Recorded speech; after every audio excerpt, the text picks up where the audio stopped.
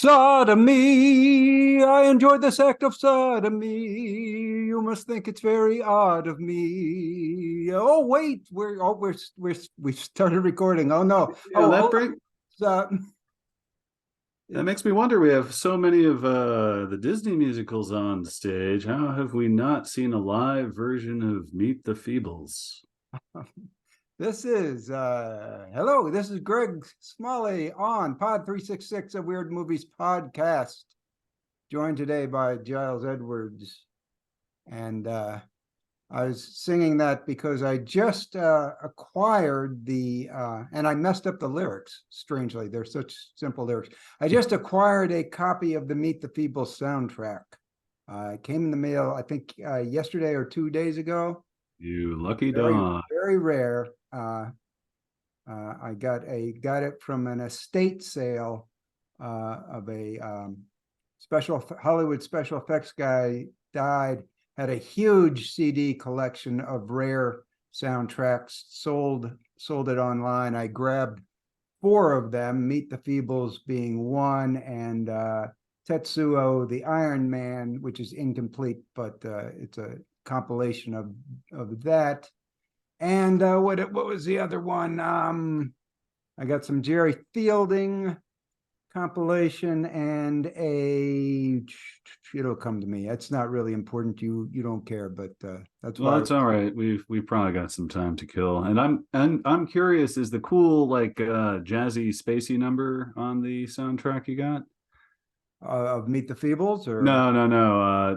Tetsuo. I haven't listened to Tetsuo yet. It's the last one. The other one, speaking of cool spacey things, that made me remember what it was. It was the soundtrack to Solaris, which cool. Is Edward Artemiev, I believe, is his name, and it's very early electronic space music from the Soviet Union, and that's none of that stuff ever got released over here. So that's it's like a Soviet recording that was issued in Japan and then released over here. I couldn't get a hold of Stalker. You had to submit a list of titles you wanted, and some of them were sold out. But I did get Solaris, which is probably less famous and less desirable than the Stalker soundtrack, but hey, it's in the same ballpark. So yeah. So there's that. So here we are on Soundtrack Review, the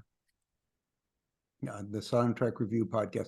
Giles, what else? Anything going on that we should know about? Oh, let's see. Well, if you're still using the website formerly known as Twitter, I had the pleasure of getting an interview with me posted also online, and I may share that link with you, Greg, for your nepotism corner for next week, talking about my various dabblings in horror with some focus on 366 and the more unsettling, scary things that, drew me to that website. So. I missed that. I am on the website formerly known as Twitter, and I missed that link. Maybe it just came out recently. Yeah, it was. But yeah, it was thorough fun. Who interviewed you? So you gotta remember. It was Samantha Haunting. Wow. She has gathered 31 people with a new interview subject each day of this month, and I landed today. So back in the CB podcast. Oh, I don't know. I've got something playing by accident that I can't. Okay, there it goes. All right. Well, let's get having had a very ragged start. Let's get to the movies that are up this week. Because we have just been being very silly so far, and sharing. Whoops, that didn't work. Probably seeing a list of coupons. I do. Should I buy the seedless? I'm going to buy the seedless mandarins for $2. Those are good. Yeah, those. Wow, that is inexpensive Red Baron pizza. Yes, everything's going perfectly today. It's a good No, thing it's we good. didn't have a guest today, to be honest, considering how I first started out by messing up the lyrics to Sodomy. And here we go. Hey. So, Giles, do you have any idea what you're looking at, or? If I were to hazard a guess, this is something from, oh, I don't know, Godfrey Reggio, maybe, but that's only because I know the menu of options beforehand. Yeah. Do you, in case anybody's not able to see this picture, could you describe what you see? Because I will do my best. Dominating the center of the screen is an hourglass, getting close to empty with the sand pouring down on what looks like perhaps robed supplicants. In the background to this are some power line poles, the long-armed ones, at various jaunty angles descending into the background, hovering toward the top behind the hourglass, and is one among a number of flying saucer items. And on the ground, in the foreground, there's an asphalt-covered area with a number of either helmeted or, I think they're helmeted, perhaps spacesuited entities, seemingly dancing around on the asphalt and sandscape that leads up to the centerpiece of the glass timekeeper. That's as good a description as any human could give, I think. Probably. It's quite apocalyptic looking, I'd say. Oh, yes, yes.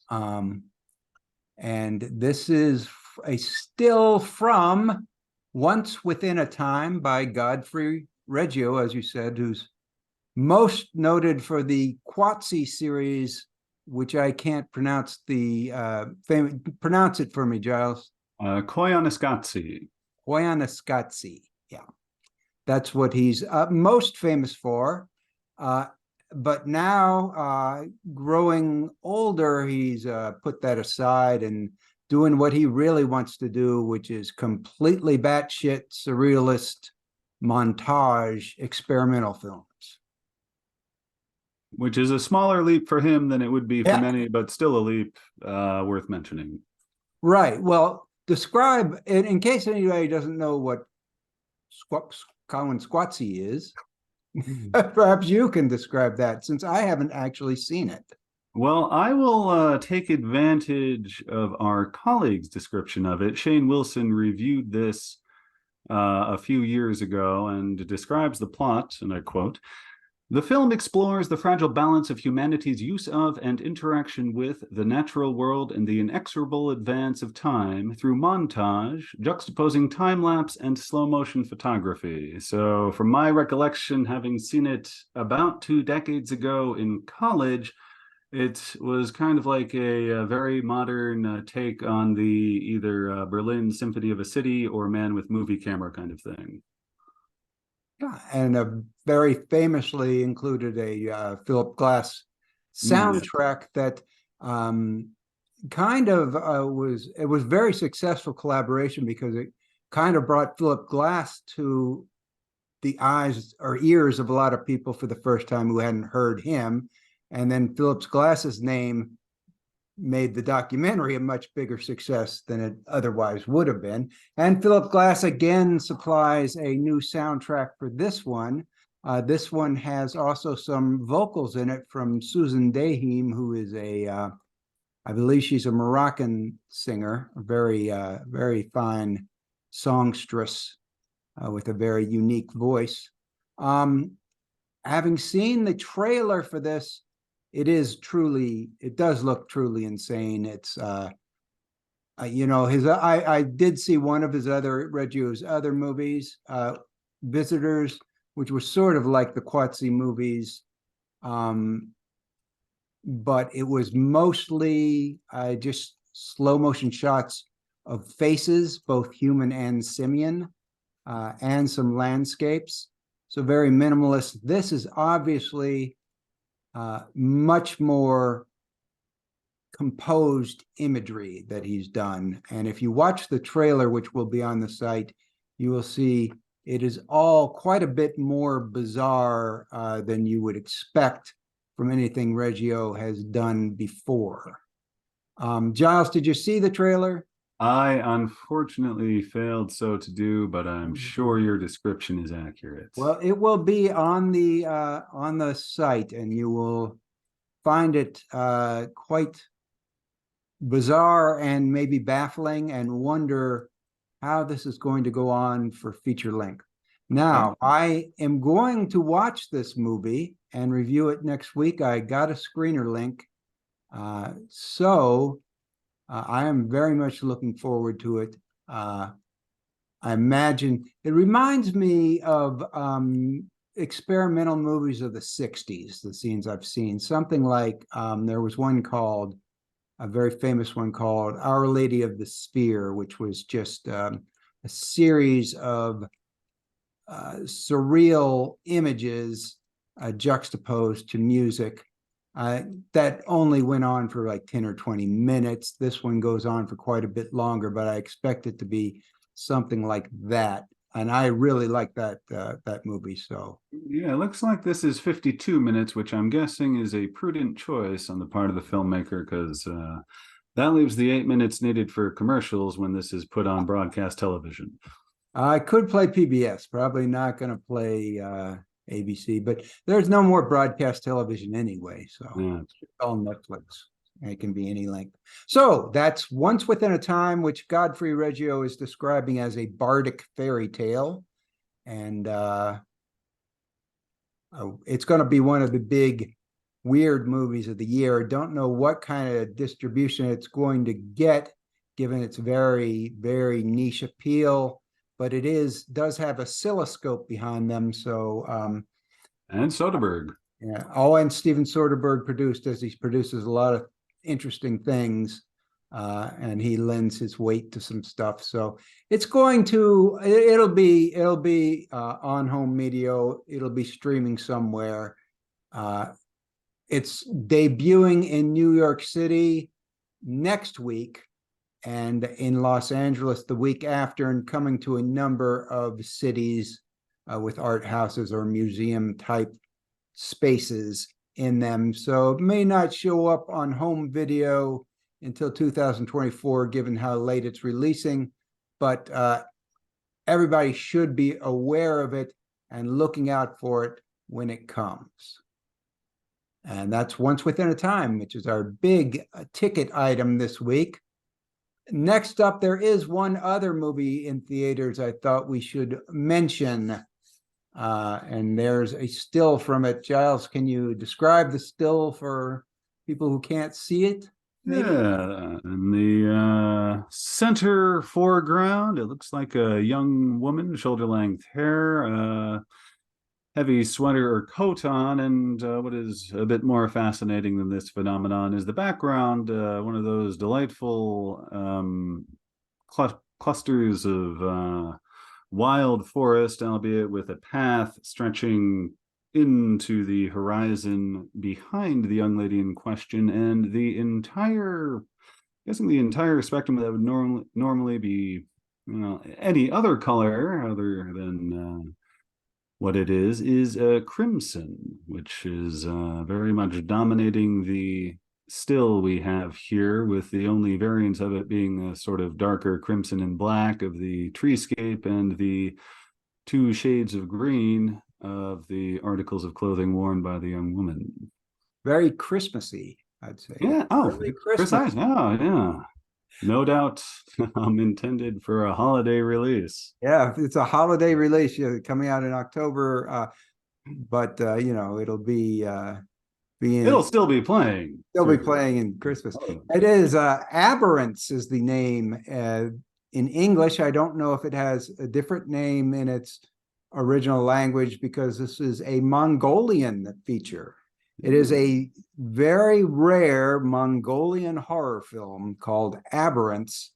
And from what I can gather from the I saw there's a couple reviews. It's getting very good reviews from the very few people who have seen it. It's about a man who takes his wife to a remote cabin there in Mongolia, and there is some question over whether the wife is there willingly or not, and some question as to whether she is entirely sane or not. Mhm. And somebody did describe it as having a WTF ending. Huh. Well, And the trailer, which is going to also be linked on our site, is very well done. yeah. Did you see the trailer, Giles? Yes, I caught that trailer because it was right in the link, whereas the other one I scrolled down the page and somehow missed the big YouTube logo. Yeah, this was a wonderful combination of Nightmare Flash and Clockwork interplay with the ticking and light chiming. So I am definitely intrigued. Yeah, and it's something that doesn't give you it doesn't give away any of the plot. It's just a series of images arranged in such a way as to get your attention and Yeah, I guess like a mood trailer. yeah. Yes. So a very nice trailer there. I had some more information about it, but I get so many emails. I accidentally deleted it. And I know I had seen an email that had a link to a press kit and some more information. Didn't get it. They were begging us to talk about this one, and so we are. It'll be in theaters somewhere. Don't know. Not obviously. Mongolian horror films are not going to be playing next to Saw 10 in your local Cinemaplex, but maybe you can see it. If not, more likely something you're going to look for on VOD.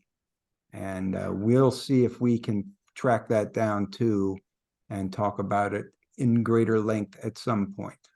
Yeah. But those are two things that are in theaters, probably not near you, but to keep an eye out for. Now we get to home video releases. Of course, 4K UHDs are what we talk about nowadays.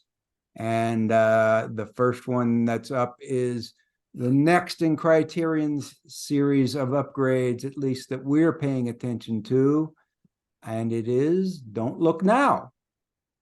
And last week, I think, or either last week or 2 weeks ago, we had another Nicholas Roeg movie, Walkabout, and now they're getting to his more famous one for just in time for Christmas, Halloween season. Don't look. I was going to say, with that red jacket on the front in blood, it's another.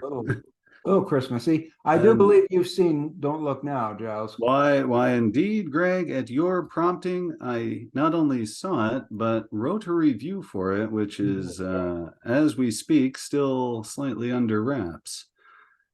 Well, no, that review will be out in our book. So it's not under wraps. It's just Unpublished, I guess. Unpublished, yes. Look for it in 2024. And oddly enough, when we started that was right after either the second to last or the last live Fantasia before the pandemic. And for that trip to Montreal, I had brought a collection of Daphne du Maurier short stories with me to look over in my idle time between watching and writing about movies, and managed to read the story before seeing the movie ever, which is rare for me. Yeah, that's very rare. How was the story? Oh, the story was great, and it's definitely plot-wise the movie is very faithful to the source material, tone-wise certainly, and of course, being a different medium, you're expanding and showing visuals, and I think it stands as one of the better executions of book to screen I've seen, bearing in mind its integrity to the source novel. So, yeah. And was it a whole novel or a short story? Excuse me, yeah, it's a short story. So, yeah. So for those who haven't seen Don't Look Now, I imagine a lot of people have. It's a sort of very classic arty horror movie from the early 70s. Donald Sutherland, Julie Christie, their kid dies, and Sutherland's an architect, goes to Venice and starts working on some restorations, and then some strange events happen involving a psychic and so forth. Not to give too much away, the fact that it was set in Venice leads, I think, a lot of people to compare it to a giallo, and it's got some similarities, but it's really much more, British. Yeah, it's a very different beast. There's, as you say, there are some similarities. There's it's more definedly colored than a lot of other British films of the time, but definitely with the cast and the fact that, yes, they are in Italy, but we're in the company of almost exclusively British people, because there are those two other visitors to Venice, the sisters, I believe, who have their supernatural warnings as pertinent to the couple. So, I guess a British giallo, if one can try to conceptualize it, this is probably the blueprint for such a concept. Sure. So I don't think it comes with a Blu-ray as well as the 4K UHD. It had been issued on Blu-ray before. I don't think that the restoration is new. I don't know that anything else on here on the Criterion disc hasn't been seen before. It's got a documentary interview with the composer, Pino Donaggio, and the score is actually very good. Yeah. Oh, and it has interviews, which will tie us to an earlier thing, with filmmakers Danny Boyle and Steven Soderbergh. Yeah. Soderbergh's all over. He seems to like movies, which is, good for a filmmaker. He does a lot. Yeah. He produces so many things. It's ridiculous. And a lot of weird movies he's willing to get his fingers into, which is very much appreciated. And he made a weird movie among a lot of more mainstream fare. He just has such wide-ranging tastes. Yeah. That he does everything, but he does promote a lot of weirder movies, which we appreciate. So that's Don't Look Now on Criterion Collection, now upgraded to 4K UHD. Any last thoughts, Giles? No. It's glad to see that it will be in glorious resolution for those who have the tech. Okay. Speaking of, now this one is Night of the Demons gets a 4K Ultra UHD. Of course. Of course it does. Any chance you've seen Night of the Demons, John? I haven't had the pleasure yet. I didn't think so. Which is probably just as well, because now, if and when I do, it might be as pretty as it has ever looked. Yeah. Well, this is one I have a hard time. It's a sort of a guilty pleasure. I have a hard time justifying even talking about it, but it does have quite a cult following, and it's a bit weird for what it is, which is a 1980s, late 80s horror movie, very campy, a lot of TNA. It's got Linnea Quigley, who people well know that name. It has just some of the goofiest little plot twists. The opening and closing about a man putting razor blades in apples is just, super goofy. And the whole thing's really quite goofy. Not really very scary unless perhaps you're 10 or 11. More just of its time, and you just can't believe that they once made movies like this, but I'm glad they did. Oh I don't. Well, you just gave a great summary of your review from a few years back that I'm quickly glancing over now. So, sure. I didn't remember. What you could read something? Anything good I wrote there? I don't remember. well, you explain with it why it won't make the list from when we used to Yeah. do that. With its mixture of silly Halloween camp and slightly surreal occultism, this cheesy, culty teen horror deserves just an honorable mention in the annals of weird film. Sure. It's out because it's Halloween, right? So Right. the movie is set on Halloween. It's Halloween themed.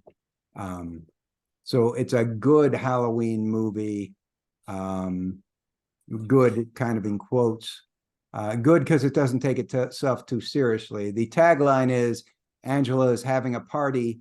Jason and Freddy are too scared to come, but you'll have a hell of a time. Oh, I found three things that, were it certified, would be the three weird Sure. elements. There's the quote, sexy, scary strobe light dance to Bauhaus's Stigmata Martyr. Yeah. There's the epilogue about the urban legend of the razor blades, as you mentioned, and Linnea Quigley's justifiably famous lipstick trick. Yeah. A bit that would have made this a movie to remember, even if it contained nothing else of value. I think so. I should mention also that it's a 2-disc set, so I'm not sure if there are a lot of special features. I guess the one disc is the UHD, and then there'll be a Blu-ray. It's from Scream Factory, who puts the Shout Factory's horror a subsidiary. So you expect a lot of quality in the presentation. And the two immediate sequels, and I think it also has a remake and maybe a fourth sequel, but the two immediate sequels are also being released this week, but they didn't get the 4K UHD treatment because they are not the seminal movie that Night of the Demons was. So that's that. Now and that's it for that covers our theatrical reviews and covers our physical media reviews. And the only thing left to mention is that the new Barney movie that's coming out will not be a weird movie. I repeat, will not be a weird movie. In fact, the spokespeople for Mattel have come out and officially said that it will not be a weird movie. Yeah, I have their quote right here from Ynon Kreiz, the CEO. That one is getting a lot of reaction. It's too early to be specific, but I can tell you we are taking a fresh approach that will be fun, entertaining, and culturally oriented. It will not be an odd movie. And so this is being, because of the success of Barbie, Mattel has a lot of other properties, IPs that they own. Barney the Purple Dinosaur being one, and they're going to make a movie about him. It's produced by the gentleman at the left in the photograph here, whose name I would only butcher if I tried to pronounce it. Can you pronounce it, Giles? I'll try to not butcher it. Let's see. Daniel Kaluuya. Daniel Kaluuya is probably how you'd probably be all right with that. And so Daniel Kaluuya. We should know how to pronounce it because he is quite a famous and quite accomplished actor who is most famous for Get Out. Yep. Where he was fantastic. And so anyway, this whole brouhaha got started because someone was being interviewed for a New Yorker article about these new movies coming out, and they said that this Barney movie was going to be a surrealist movie, like something put out by A24. Like he said, it was going to be like Spike Jonze, like adaptation. Yeah, Charlie Kaufman name dropped there. Yeah, he did a Charlie Kaufman name drop, yeah. And he said he was really so excited about it. This, it's a smaller executive, and Mattel immediately went into damage control mode. Oh no, God, no, We're not going to let Charlie Kaufman get his hands on Barney. Well, that's a pity. It is. It's Because truly depressing news. Well, They're probably doing rewrites as we speak to try to. Because I'm just old enough to have spent all of my life looking down on the Barney phenomenon, because it paled in comparison to my formative Sesame Street years, and it just seemed kind of hokey, even at my tender age of 11, where obviously I know what's hokey and what's not. So yes, a Kaufman-esque A24 style Barney the Dinosaur movie would actually be exactly the kind of thing I'd seriously consider catching in the cinema. I think anybody would want to see that, wouldn't they? Is hope there so. anybody? I think Mattel's way off on the public taste. Of course, this could be all part of a plan to really just have something truly bizarre drop, and they're doing some reverse psychology here. A little reverse psychology from Mattel. No, but so we had to cover that story because it was so funny that Mattel went into damage control mode when somebody said Barney might be done as a weird movie. And well, hope springs eternal. Maybe it still will. So that's everything this week, which probably may make this our shortest episode ever. Well, that's all right. We're normally hitting a ceiling of only 8 minutes from now, so So there is more time for me to do a little. Oh yeah, you can listen. Sodomy, you must think it very odd of me that I enjoy the act of sodomy. But try it and you might agree that you goodness. enjoy the act of sodomy.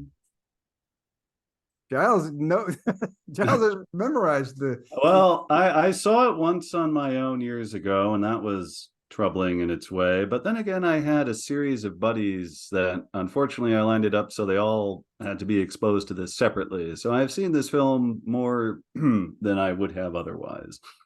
And it is a catchy tune. Yeah, I think the sodomy tune is like one of the definite highlights of the film. It comes near the end of the film too. So I think they knew it's definitely the best song that they have, and I think they knew it was one of their hits. The other part of Meet the Feebles that I like is the Vietnam flashback. Oh my goodness, those are that turns a corner into dark absurdity that a lot of it doesn't. A lot of it's just, if you'll pardon me, gross. And I guess kudos to Peter Jackson for going as far as he did for the most part there, and further kudos for being chosen as the guy to handle various precious fantasy literature memories of his generation. But Meet the Feebles stands as a film I know no one personally to whom I could genuinely recommend it. Yes, it is not it's a geek show. For those who don't know, if possibly you don't know, it's a parody of the Muppet Show with only the puppets are all terribly depraved and into drug abuse and snuff films and things like that. Yeah, it's one of the more violent films I've seen. And very, very something well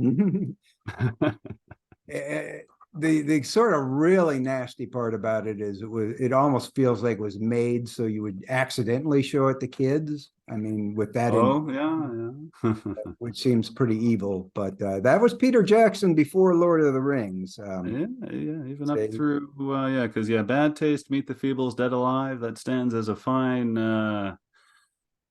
different kind of trilogy for a very different kind of Peter Jackson before he matured into Heavenly Creatures. Right. So, and Peter Jackson doing that with Barney would be, maybe that's what they should do with Barney. If you have ideas, add them in the comments of what they should do. And any hot leads on further news drops for the Barney project. We're going to be covering the Barney story I'm sure it's not done yet. There'll be more coming out. Excellent. All right. So that will do it for today. Our shortest episode ever. And we are out of here. Goodbye, everybody. Bye-bye.